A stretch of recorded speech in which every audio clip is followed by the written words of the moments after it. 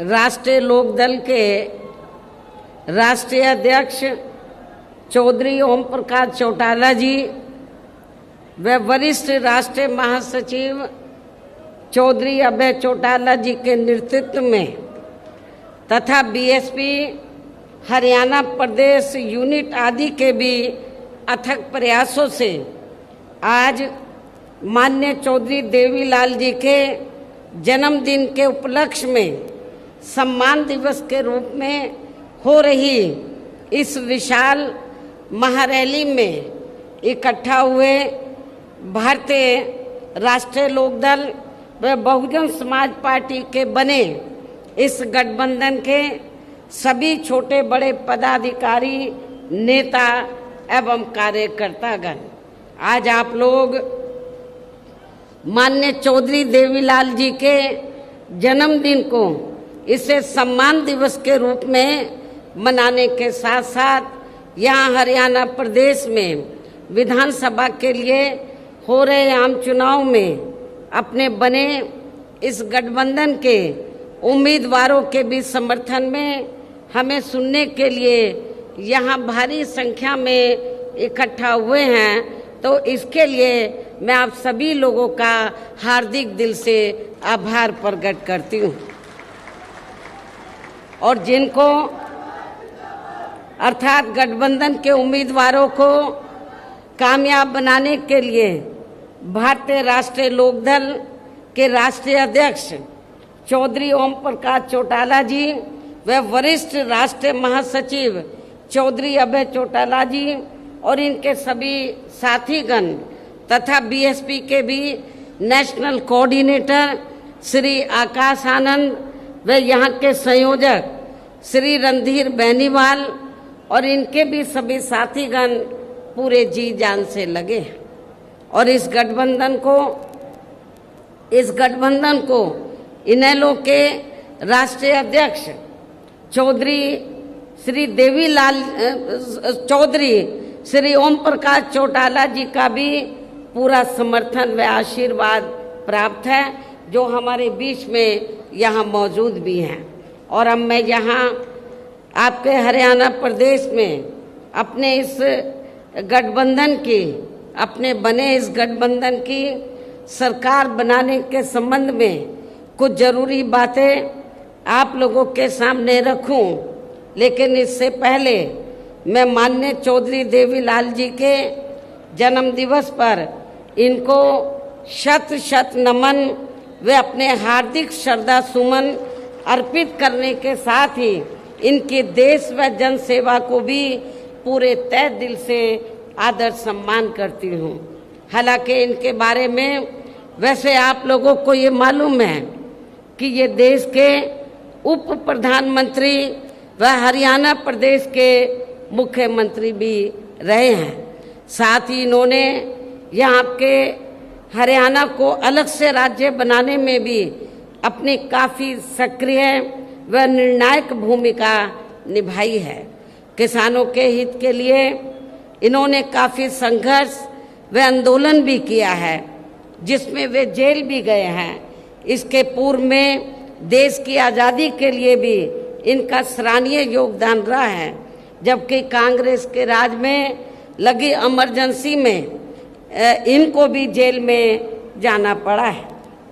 इसके साथ साथ ये सामाजिक क्षेत्र में व राजनीति में भी काफ़ी सक्रिय रहे हैं। ये अपनी पार्टी भारतीय राष्ट्रीय लोकदल के संस्थापक व राष्ट्रीय अध्यक्ष भी रहे हैं। इस प्रकार से ये सीधे तौर पर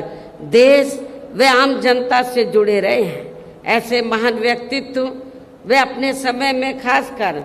खुद के अपने समाज में तथा किसानों में भी अति लोकप्रिय रहे माननीय चौधरी देवीलाल जी का आज जन्म दिवस है, जिनकी जयंती को सम्मान दिवस के रूप में मनाने व इनके इस कार्यक्रम में मेरे मुख्य अतिथि के रूप में शामिल होने के साथ साथ अपने गठबंधन के सभी छोटे बड़े सम्मानित नेता एवं कार्यकर्तागण आदि भी यहाँ भारी संख्या में पहुँचे हैं। तो उसके लिए मैं खासकर चौधरी ओम प्रकाश चौटाला जी व चौधरी अभय चौटाला जी को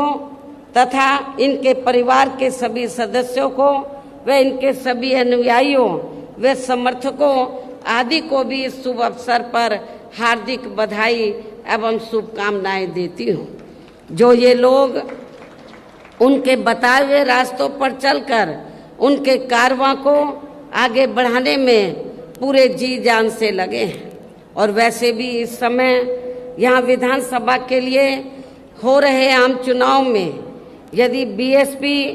व इनेलो का बना ये गठबंधन अपनी सरकार बना लेता है तो फिर यही इनके लिए इस बार इनको सच्ची श्रद्धा भी होगी। इस उम्मीद के साथ ही यहाँ हो रहे विधानसभा चुनाव में अब मेरा ये कहना है कि अपने देश को आज़ाद हुए व भारतीय संविधान को भी लागू हुए यहाँ बरसों बीत चुके हैं और इस लंबी अवधि में केंद्र व आपके हरियाणा प्रदेश में भी विभिन्न विरोधी पार्टियों की सरकारें रही हैं। लेकिन दुख की बात यह है कि इस दौरान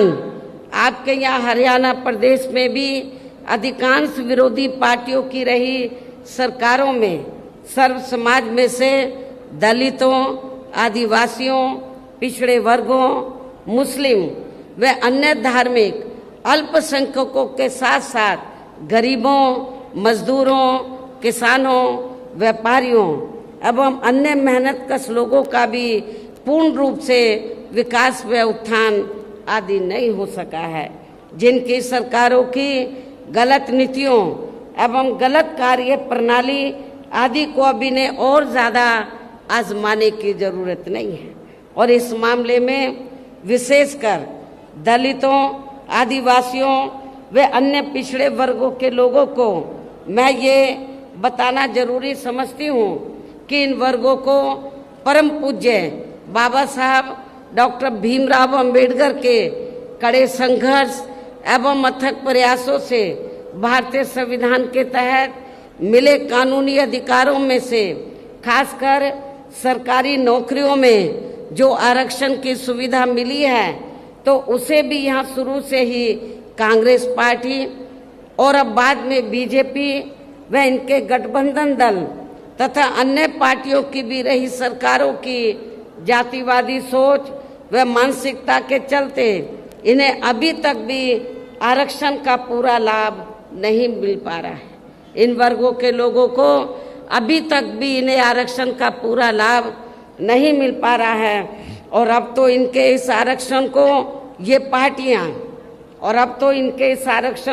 पार्टियां मान्य कोर्ट की आड़ में इसे प्रभावहीन बनाने में वे खत्म करने की भी पूरी कोशिश में लगी हुई है। और इसका खास उदाहरण दिनांक 1 अगस्त 2024 को माननीय सुप्रीम कोर्ट का दिया गया निर्णय है, जिस पर कांग्रेस, बीजेपी व इनके सहयोगी दल अभी तक भी अपनी चुप्पी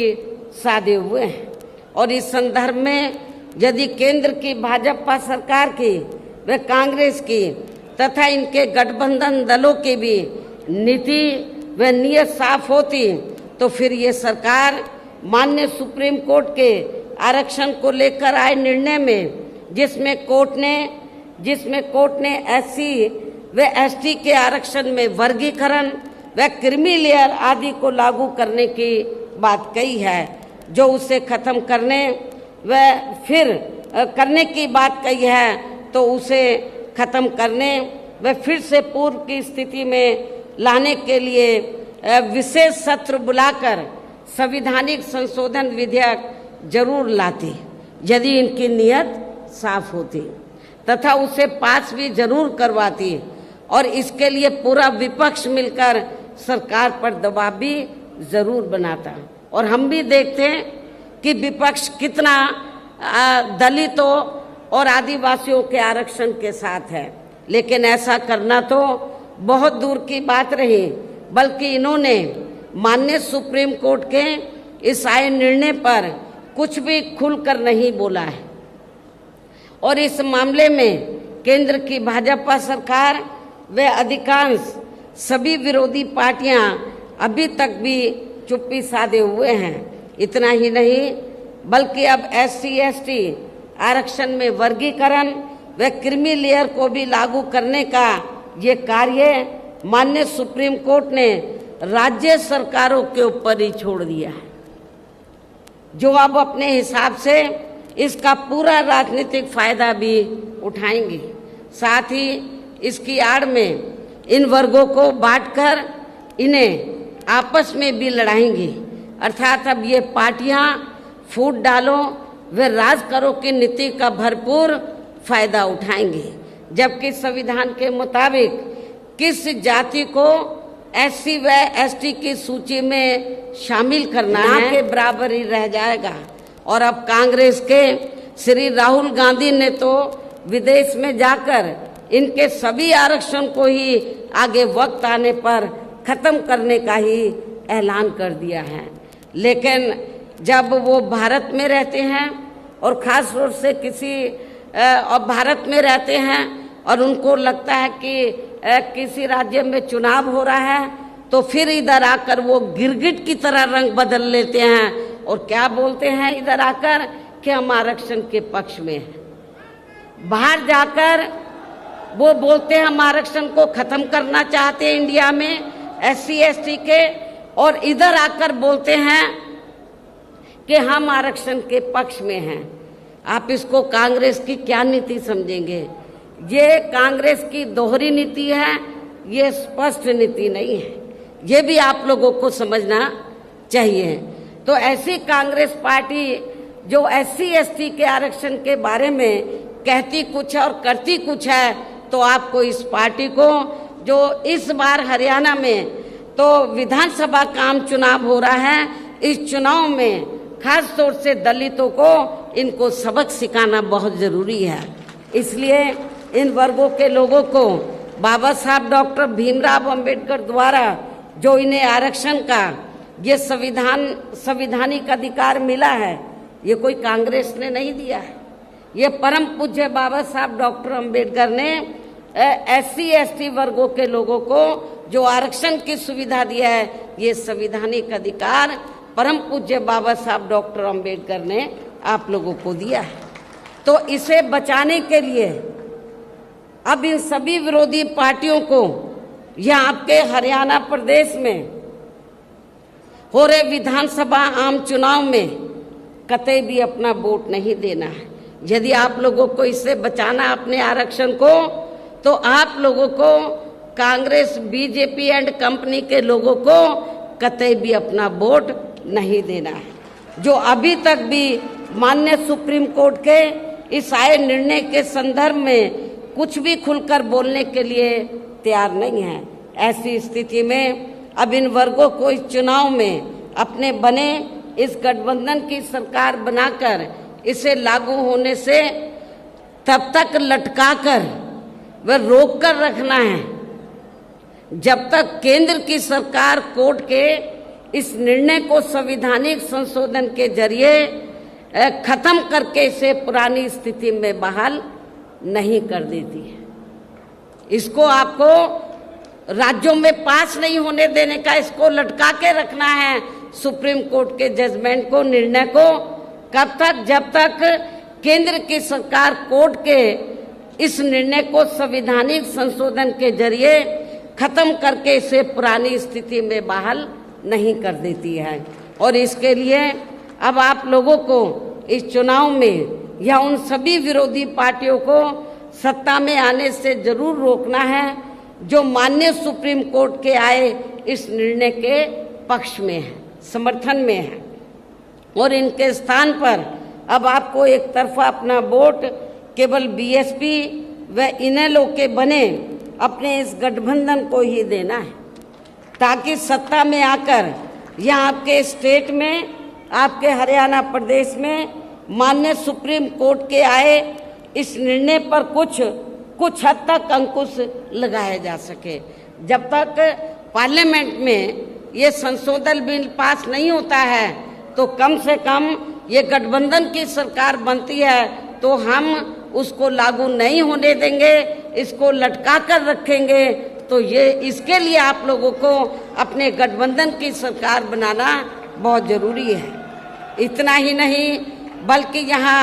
विरोधी पार्टियों की ज़्यादातर रही जातिवादी मानसिकता के चलते देश में आज़ादी के बाद शुरू में केंद्र एवं अधिकांश राज्यों में भी काफ़ी लंबे समय तक सत्ता में आसीन रही कांग्रेस पार्टी ने व इनके सहयोगी दलों ने भी, और अब पिछले कुछ वर्षों से केंद्र एवं काफ़ी राज्यों में भी बीजेपी व अन्य जातिवादी पार्टियों की भी रही सरकारों ने इनका आरक्षण का कोटा अभी तक भी पूरा नहीं किया है, पूरा नहीं भरा है। आपके हरियाणा प्रदेश में भी काफ़ी सीटें खाली पड़ी हुई हैं, जबकि यूपी में जब मेरे नेतृत्व में 4 बार सरकार बनी, मैंने विशेष अभियान चलाकर जो सरकारी नौकरियों में रिजर्वेशन कोटा अधूरा पड़ा था या पूरा नहीं था, उसको मैंने विशेष अभियान चलाकर इसको पूरा कराया था। इसे फिर अंत में अधिकांश और ये क्यों नहीं भरते हैं कांग्रेस बीजेपी, जो अन्य पार्टियां इनका आरक्षण का कोटा ये पूरा क्यों नहीं करती हैं? क्योंकि उनको मालूम है कि लोग भूल भाल जाएंगे और इससे फिर अंत में अधिकांश किसी न किसी रूप में फिर ये पार्टियां इनकी नौकरियों को सामान्य वर्गों को ही दे देती हैं। पदोन्नति में आरक्षण को तो इन्होंने मान्य कोर्ट की आड़ में काफ़ी हद तक खत्म ही कर दिया है, और इस मामले में लगभग यही खराब स्थिति हमें यहाँ के हरियाणा प्रदेश में भी देखने के लिए मिल रही है। इसके साथ ही अब इन वर्गों के लोगों को प्राइवेट सेक्टर में आरक्षण दिए जाने की व्यवस्था किए बिना ही केंद्र व राज्यों में भी ज़्यादातर सरकारी कार्य यहाँ प्राइवेट सेक्टर के जरिए ही देश के अधिकांश बड़े बड़े पूंजीपतियों व धन्ना सेठों को ही दिए जा रहे हैं, जिसके कारण आपके यहाँ हरियाणा प्रदेश सहित पूरे देश में अब इन वर्गों के लोगों को आरक्षण का बहुत कम ही लाभ मिल पा रहा है। और अब इससे पूरे देश में दलितों व आदिवासियों के साथ साथ अन्य पिछड़े वर्गों को भी काफ़ी ज़्यादा नुकसान हो रहा है, जबकि अन्य पिछड़े वर्गों के लोगों को भी ये मालूम होना चाहिए इन्हें मंडल कमीशन की रिपोर्ट के तहत आरक्षण की ये सुविधा केंद्र में कांग्रेस पार्टी की रही सरकार में नहीं बल्कि बीएसपी के कड़े संघर्ष एवं अथक प्रयासों से ही केंद्र में रही श्री बीपी सिंह की सरकार में ही मिली थी, जिसके लिए बीएसपी को काफ़ी संघर्ष करना पड़ा था, जिसका भी अब यहाँ जातिवादी विरोधी पार्टियों की चल रही सरकारें इन्हें पूरा लाभ नहीं दे पा रही हैं। इसके साथ ही श्री बीपी सिंह की सरकार में ही इन वर्गों के मसीहा परम पूज्य बाबा साहब डॉक्टर भीमराव अंबेडकर को भी यहाँ भारत रत्न की उपाधि से सम्मानित किया गया था, जिसके लिए वो हर प्रकार से पात्र भी थे, जो इनको बहुत पहले ही ये सम्मान मिल जाना चाहिए था, जिसके लिए विशेषकर कांग्रेस पार्टी प्रमुख तौर से जिम्मेवार व कसूरवार भी है। इससे इन वर्गों के प्रति इस पार्टी की हीन व जातिवादी मानसिकता साफ झलकती है, जिसने इनके कारवां को आगे बढ़ाने वाले व हर मामले में समर्पित व्यक्तित्व मान्यवर श्री कांशीराम जी के देहांत होने पर केंद्र में रही इसी कांग्रेस पार्टी की सरकार के चलते हुए एक दिन का भी राष्ट्रीय शोक घोषित नहीं किया गया था। इन वर्गों के मामले में यहाँ मैं ये भी कहना चाहती हूँ, केंद्र द्वारा लोकसभा व विधानसभा चुनाव में महिलाओं को जो 33% आरक्षण देने की बात कही गई है, तो उसमें SC ST व OBC वर्गों की महिलाओं को अलग से कुछ भी आरक्षण नहीं दिया गया है। इसके साथ ही इन वर्गों के लोगों को जुल्म जाति से निजात दिलाने के लिए जो भी नियम व कानून आदि बने हैं, तो उन पर भी केंद्र व अधिकांश राज्यों की सरकारें सही से अमल नहीं कर पा रही हैं। जिससे अब यहाँ खासकर दलितों व आदिवासियों के ऊपर शोषण करने वाले लोगों का, अति पिछड़े वर्गों के लोगों के ऊपर भी शोषण करने वाले लोगों का मनोबल और भी ज़्यादा बढ़ रहा है। और ये सब हमें यहाँ आपके हरियाणा प्रदेश में भी काफ़ी कुछ देखने के लिए मिल रहा है। इसी प्रकार हमें पूरे देश में मुस्लिम व अन्य धार्मिक अल्पसंख्यक समाज के लोगों की भी हालत हर मामले में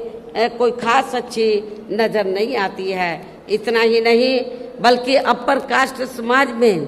व जाट समाज में भी खासकर गरीब लोगों की भी आर्थिक स्थिति अभी भी यहाँ आपके प्रदेश सहित पूरे देश में काफ़ी ज़्यादा खराब व दयनीय ही बनी हुई है। इसके अलावा आपके हरियाणा प्रदेश सहित पूरे देश में सर्व समाज में से विशेषकर यहाँ गरीब, मजदूर, किसान, कर्मचारी, व्यापारी एवं अन्य मेहनतकश लोग भी अपनी विभिन्न समस्याओं को लेकर अभी भी हमें काफ़ी ज़्यादा दुखी ही नज़र आते हैं। और इनमें भी किसान वर्ग तो केंद्र की वर्तमान भाजपा सरकार द्वारा बनाई गई इनकी गलत नीतियों के कारण अब काफ़ी ज़्यादा परेशान व आंदोलित भी रहा है और अभी भी है। लेकिन इन सब की मुख्य वजह हमारी पार्टी केंद्र व आपके हरियाणा प्रदेश में भी यहाँ अब तक की रही अधिकांश विरोधी पार्टियों की रही सरकारों की गरीब व किसान विरोधी तथा जातिवादी, पूंजीवादी व संकीर्ण मानसिकता के तहत बनाई गई इनकी गलत नीतियों एवं गलत कार्य प्रणाली को ही काफ़ी हद तक जिम्मेवार मानकर चलती है। और इस मामले में खासकर इनकी गलत आर्थिक नीतियों की वजह से ही आए दिन यहाँ पूरे देश में आपके हरियाणा प्रदेश में भी गरीबी, बेरोजगारी व महंगाई आदि भी काफ़ी ज़्यादा बढ़ रही है। जबकि इस मामले में शुरू से ही हमारी पार्टी केंद्र व राज्यों की सरकारों से भी हर स्तर पर ऐसी नीति अपनाने की लगातार ये मांग करती आ रही है कि देश में कुछ गिने चुने पूंजीपतियों व धन्ना सेठों आदि का विकास होने के बजाय बल्कि यहाँ सर्व समाज में से गरीब व आम लोगों का ही विकास होना चाहिए। तभी फिर सही मायने में यहाँ की आम जनता अपनी गरीबी, बेरोजगारी, महंगाई व अन्य और सभी समस्याओं से भी काफ़ी हद तक निजात पा सकती है। इसके साथ साथ अभी भी अपने देश में भ्रष्टाचार हर स्तर पर काफ़ी ज़्यादा बढ़ रहा है, जिससे आपका अपना खुद का हरियाणा प्रदेश भी अछूता नहीं रहा है। और इन सब का मुख्य कारण हमारी पार्टी आज़ादी के बाद से लेकर अभी तक केंद्र व देश के अधिकांश राज्यों में तथा आपके खुद के अपने हरियाणा प्रदेश में भी ज़्यादातर सत्ता यहाँ गलत पार्टियों में से खासकर कांग्रेस व बीजेपी आदि के हाथों में ही आने को मानकर चलती है। और इन पार्टियों को हमारी पार्टी इसलिए भी जिम्मेवार मानकर चलती है क्योंकि शुरू से ये पार्टियां केंद्र व देश के अधिकांश राज्यों में भी ज़्यादातर यहाँ बड़े बड़े पूंजीपतियों व धन्ना सेठों की ही आर्थिक मदद से सत्ता में आती रही हैं। और सत्ता में आ जाने के बाद फिर ये पार्टियां अधिकतर मामलों में अपनी आर्थिक एवं अन्य सभी नीतियां यहाँ गरीब व आम जनता की समस्याओं को दूर करने के हिसाब से तैयार नहीं करती हैं, बल्कि देश के उन बड़े बड़े पूंजीपतियों व धन्ना सेठों को ही फायदा पहुंचाने के हिसाब से अपनी अधिकांश नीतियां तैयार करती है, जिनके धन व बल से चुनाव लड़कर ज़्यादातर ये पार्टियां केंद्र व आपके राज्य सहित देश के अन्य राज्यों में भी अभी तक यहाँ सत्ता में आती रही हैं, जिसके कारण ही अब पूरे देश में व आपके खुद के अपने प्रदेश में भी अभी भी हमें यहाँ सर्व समाज के लोग, गरीब लोग अधिकांश मामलों में अपनी विभिन्न समस्याओं को लेकर काफ़ी ज़्यादा दुखी व परेशान ही नज़र आते हैं। जबकि पूरे देश में बहुजन समाज पार्टी ही अकेली एक ऐसी पार्टी है जो विरोधी पार्टियों की तरह देश के बड़े बड़े पूंजीपतियों व धन्ना सेठों की आर्थिक मदद से नहीं बल्कि अपनी पार्टी के ही आम कार्यकर्ताओं की आर्थिक मदद से चुनाव लड़कर यहाँ केंद्र व राज्यों की सत्ता में आना चाहती है, ताकि हमारी पार्टी सत्ता में आने के बाद फिर बिना किसी दबाव के वे आज़ाद होकर सर्व समाज के लोगों की सभी समस्याओं का समाधान करके उन्हें हर मामले में वे हर स्तर पर यहाँ खुशहाल बना सके। और इसी आधार पर चलकर ही आबादी के हिसाब से देश के सबसे बड़े प्रदेश उत्तर प्रदेश में 4 बार हमारी पार्टी ने अपने नेतृत्व में वहाँ सरकार भी बनाई है। और हमने अपने सभी चारों रही सरकारों में अपनी पार्टी की विचारधारा एवं सिद्धांतों के तहत चलकर वैसे तो वहाँ सर्व समाज के हितों का पूरा ध्यान रखा है, लेकिन सभी मामलों में प्राथमिकता पहले हमने वहाँ सर्व समाज में से विशेषकर उन दलितों, आदिवासियों, पिछड़े वर्गों, अक़लियत समाज के लोगों को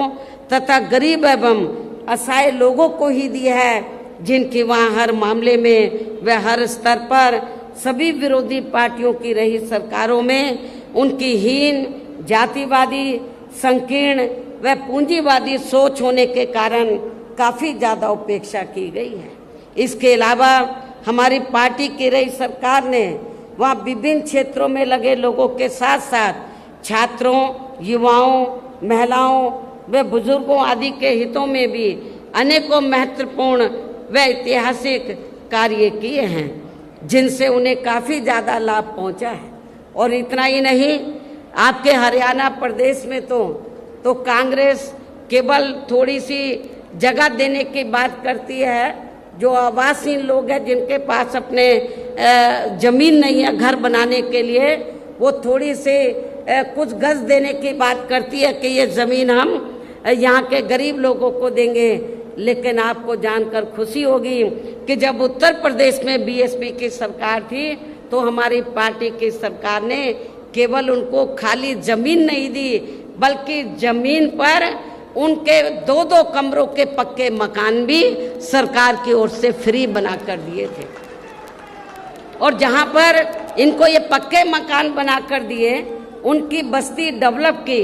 शिक्षा, चिकित्सालय, अन्य और सभी सुविधाएं हमने वहाँ इन लोगों को उपलब्ध कराई थी। केवल खाली प्लॉट नहीं दिया था, हमने पक्के मकान बना कर दिए और जो रोज़मर्रा की ज़रूरतें हैं उनको भी हमने उनकी बस्तियों में पूरा किया। और इतना ही नहीं, आपको याद होगा जब मान्यवर श्री कांशीराम जी जीवित थे और हरियाणा प्रदेश में आते थे, आप लोग बड़े दुखी थे कि हमारे पास रोटी रोजी के साधन नहीं है, हमारे पास खेती करने के लिए ज़मीन नहीं है। तो उस समय आप लोग एक नारा लगाते थे कि जो ज़मीन सरकारी है वो ज़मीन हमारी है। आप लोग एक नारा लगाते थे, लेकिन वो नारा आपका पूरा नहीं हो पा रहा था हरियाणा में। और ये कब होगा? जब आपकी सरकार बनेगी। लेकिन जब उत्तर प्रदेश में 4 बार हमें सरकार बनाने का मौका मिला तो उत्तर प्रदेश